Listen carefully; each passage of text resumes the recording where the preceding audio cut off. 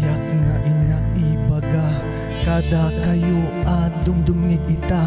Istorya ngagpaiso ket san apalso dakam nga OFW balasiw taaw mangrugit bigat ingga nagparbangon awan ti ina na trabaho akan kanayon uray anyaman arigat income nga ituran para iti pamilya na pintas ama sa bayan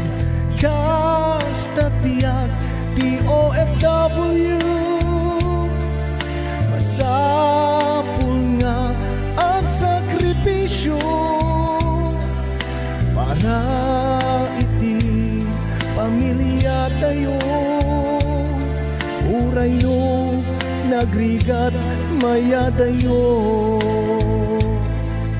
uray no mabanbanog kamin di kam agriri tanas ken unay maipaw it mi ti sweldo mi kwartaan nagbanugan ti pamilya mi agserbi maited milat masapul da ison ti ragsak mi narigat na agpaisod biag ti OFW ada amin nga anos uray dapan agkalkalyo agaywan kat ubing adimet kaan ano idinto tadimpay maaywanan bukod nga anak mo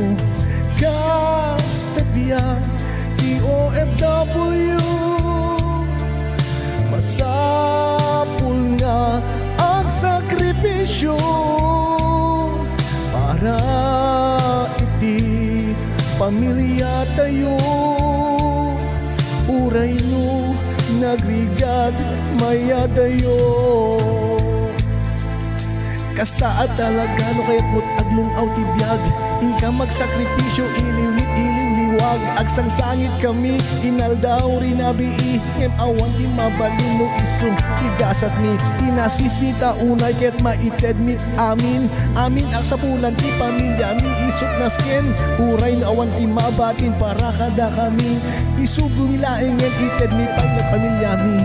kastat biyang ti OFW masapul nga ang sakripisyo para iti pamilya tayo uray no nagrigat mayadayo kastat biyag ti OFW masapul nga ang sakripisyo para iti pamilya tayo uray no nagrigat mayadayo